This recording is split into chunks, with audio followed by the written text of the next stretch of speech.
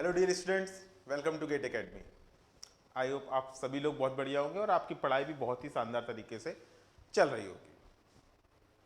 आज के इस छोटे से शॉर्ट सेशन में, छोटा भी है और शॉर्ट भी है, ठीक है ना, छोटे से सेशन में हम लोग बात करेंगे opportunities for mechanical engineers. Correct. तो स्टार्ट करें, हम लोग थोड़ा डिस्कस करते हैं इसके बारे में, क्योंकि वैसे तो काफ़ी कुछ हम लोग जानते हैं, लेकिन काफ़ी कुछ आप वो भी जानेंगे जो आप नहीं जानते थे। तो स्टार्ट करने से पहले एक जरूरी इंफॉर्मेशन, दैट प्रतिज्ञा बैच जो हमारा चल रहा है अभी अभी जो जस्ट स्टार्ट हुआ है, जो भी लोग गेट एग्ज़ाम के लिए सीरियस हैं वो लोग उसको तुरंत जाके ज्वाइन कर सकते हैं। नया सब्जेक्ट चालू हुआ है अभी, प्रोडक्शन इंजीनियरिंग दीपरा सब्जेक्ट ने स्टार्ट किया है। उसके अलावा भी जो लोग चाहते हैं, जिनके पास टाइम नहीं है कि भाई लाइव क्लास नहीं कर सकते, तो वो रिकॉर्डेड कोर्स भी ले सकते हैं गेट एकेडमी के, ठीक है ना। Pen drive and G drive courses, video on demand, tablet courses. बाकी प्रतिज्ञा बैच में आप लोगों का रिस्पांस काफ़ी अच्छा रहा, उसके लिए थैंक यू, ठीक है ना। तो इसमें से आप कोई भी कोर्स परचेज कर सकते हैं अगर आप गेट में वाकई में सीरियस हैं तो। करेक्ट। अब इसके बाद जरा हम लोग बात करते हैं जिस टॉपिक पे हम लोग थे। हमारा टॉपिक क्या था? Opportunities for mechanical engineers. हम लोग क्या अपॉर्चुनिटी समझते हैं? हम लोगों के लिए क्या है अपॉर्चुनिटी? कि बस कैसे ना कैसे जॉब लग जाए, ठीक है ना। ठीक है, बात सही है यार, जॉब लग जाए, जब जब जॉब लगेगी तभी तो इनकम होगी, लेकिन कौन सी जॉब हम कर रहे हैं ये इंपॉर्टेंट है ना। अगर हम लोग मैकेनिकल इंजीनियरिंग, अगर आप मैकेनिकल इंजीनियरिंग की पॉइंट ऑफ व्यू से सोचें, सिर्फ पैसे कमाने के पॉइंट ऑफ व्यू से नहीं, तो ये इस दुनिया की, इस वर्ल्ड की सबसे पुरानी ब्रांचों में से एक है। मैकेनिकल इंजीनियरिंग मदर ब्रांच बोलते हैं, है ना। केमिकल हो गई, मैकेनिकल हो गई, ये सबसे पुरानी ब्रांचों में से एक है। करेक्ट। और अगर आज के मॉडर्न टाइम की बात करें तो जो नई नई चीजें आ रही है, नैनो टेक्नोलॉजी, ऑटोमेशन, है ना, मैकेट्रॉनिक्स, तो इन सब चीजों से मिलके ये और भी इंटरेस्टिंग और बेहद बेहद शानदार बन गई है।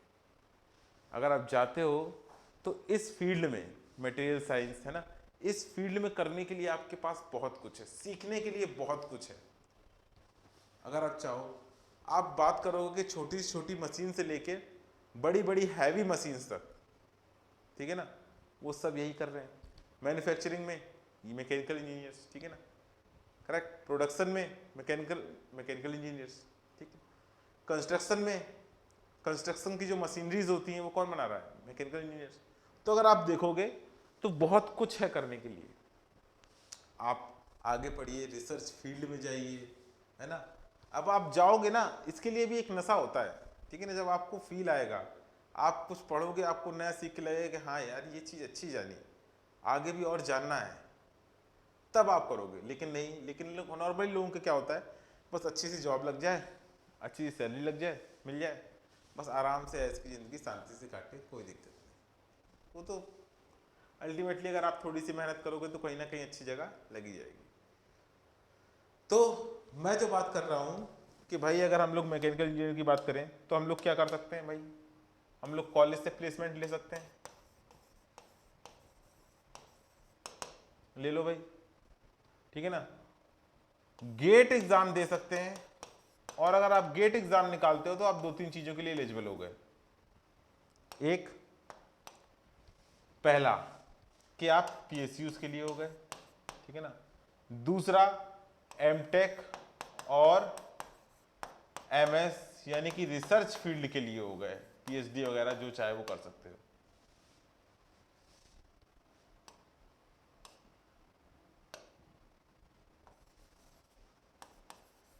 ठीक है ना, रिसर्च फील्ड के लिए हो गए। तीसरा, प्राइवेट कंपनीज, अगर कैंपस से होता है तो ठीक है, नहीं अगर आप बाहर कई कंपनीज में जाओगे तो वहां भी बहुत कंपटीशन है। वहां जब आप दिखाओगे गेट क्वालिफाइड हो तो फिर आपका जो नॉन क्वालिफाइड है उनसे तो आप ऊपर वैसे ही निकल गए एक स्टेप, उनको तो आपने पीछे कर दिया वहीं पे। करेक्ट। तो बात ये हो गई। दूसरा, तीसरा इसके अलावा भी है कि आप कोई भी जॉब करो, ठीक है ना, नॉन टेक, भाई लोग बैंक में चले जाते हैं, ठीक है ना, या फिर वो फील्ड ज्वाइन कर लेते हैं जिसका मैकेनिकल इंजीनियरिंग से कोई लेना देना नहीं है। तो इसका मतलब ये नहीं है कि आप मैकेनिकल इंजीनियर नहीं है, आप मैकेनिकल इंजीनियर का ठप्पा लगवा चुके हैं, आप उसके बाद भी अपना उस फील्ड में काम कर सकते हैं, सीख सकते हैं। आप नई नई चीज़ें सीखोगे ना तो नई नई आपकी अपॉर्चुनिटीज़ खुलेंगी, क्योंकि ये जो ब्रांच है वो इतनी शानदार ब्रांच है कि आप हर चीज़ के लिए एलिजिबल हो। आप जहाँ देखोगे वहाँ पे आपको मैकेनिकल इंजीनियर मिलेंगे, चाहे वो सॉफ्टवेयर की लाइन हो, है ना, चाहे मटेरियल साइंस की लाइन हो, चाहे केमिकल की लाइन हो, किसी भी कंपनी में आपको मैकेनिकल इंजीनियर मिलेंगे ही मिलेंगे। तो अपॉर्चुनिटीज़ आपके पास बहुत अच्छी हैं। लेकिन अगर मैं देखूं बीटेक के हिसाब से कि अगर आप थर्ड ईयर फाइनल ईयर है या फाइनल ईयर पास आउट है, तो सबसे अच्छी अपॉर्चुनिटी अगर आपका प्लेसमेंट नहीं होता है कि भाई आपको पढ़ने का भी मन नहीं है, पढ़ने का मन नहीं है, प्लेसमेंट हो गया, अच्छी बात है। लेकिन अगर हाँ नहीं होता है तो फिर आपके लिए दूसरी सबसे अच्छी अपॉर्चुनिटी है वो गेट है। Gate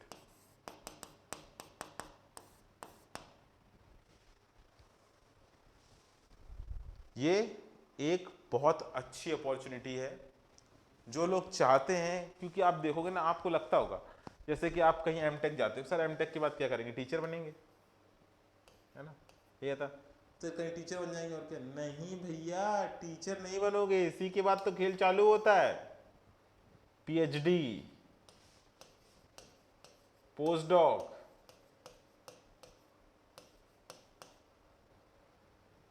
research. मेरे जान पहचान के कई लोग हैं जो पीएचडी करके डायरेक्ट बड़ी बड़ी मतलब गवर्नमेंट कंपनीज में डायरेक्ट इंटरव्यू दिया है, डायरेक्ट हुआ है, क्योंकि वहां तक कोई पहुंचता नहीं है, कंपटीशन इतना ज़्यादा होता नहीं। अगर आपने रिसर्च पेपर अच्छे से पब्लिश करा रखे हैं, आपकी सब्जेक्ट में पकड़ है ना, उनको लगता है कि आप कुछ कर सकते हैं, तो आपको फिर बहुत ज़्यादा एफर्ट नहीं करना पड़ेगा। यहाँ नहीं, तो ये काम तो आप, इसके आगे वाला काम तो फॉरेन में जाके भी कर सकते हैं। अगर आपको लगता है कि हाँ कि हमको यहाँ की कोई यूनिवर्सिटी हमारे लेवल का ज्ञान नहीं दे पाएगी, जबकि आराम से दे देंगी, बहुत अच्छी अच्छी अपने यहाँ IITs NITs, है ना, और IISc बेंगलोर, बहुत अच्छी अच्छी जगह है पढ़ने के लिए। लेकिन अगर आपको लगे नहीं है तब भी आप बाहर जाके कर सकते हो। यानी कि दरवाजे आपके लिए खुल जाते हैं बहुत सारे, स्ट्रेस कम हो जाता है नौकरी का, क्योंकि पढ़ रहे हैं और जब तक सीख रहे हैं तब तक ही मज़ा है। जब अप्लाई करने लगोगे फिर मज़ा नहीं आएगा उतना, कि वही काम, रिपीटेड काम, वही सेम चीज़ें रोज़ कर रहे हैं, ठीक है ना। जब तक सीखते रहते हो बहुत मज़ा आता है। तो जो लोग इंटरेस्टेड हैं इस वाले फील्ड में, जो लोग इंटरेस्टेड हैं इस वाले एरिया में कि भाई आगे पढ़ना है, आगे जाके कुछ करना है, क्योंकि रिसर्च में जाओगे, नैनो टेक्नोलॉजी आ गई, नई मैकेट्रॉनिक्स आ गई, है ना, ऑटोमेशन आ गया, ठीक है ना, आर्टिफिशियल इंटेलिजेंस आ गया। तो अगर आप देखोगे तो आजकल बहुत सारी नई चीज़ें आ रही हैं, और वहाँ पे आपके रिसर्च वर्क की बहुत ज़्यादा ज़रूरत है। आपके इन द सेंस मतलब लोगों के, कि लोग आए उस फील्ड में और काम करें और जल्दी डेवलपमेंट हो, ठीक है ना, ताकि जो हम लोग हैं हम लोगों को उसका ज़्यादा फायदा मिल सके। तो मैं अपॉर्चुनिटीज़ की बात कर रहा था। तो देखो सिंपल सी अगर बात समझे हम लोग, तो या तो आप प्लेसमेंट ले लो, या गेट की तैयारी करो, या फिर नॉन टेक में जाओ। और इसके अलावा भी एक ऑप्शन है बिजनेस।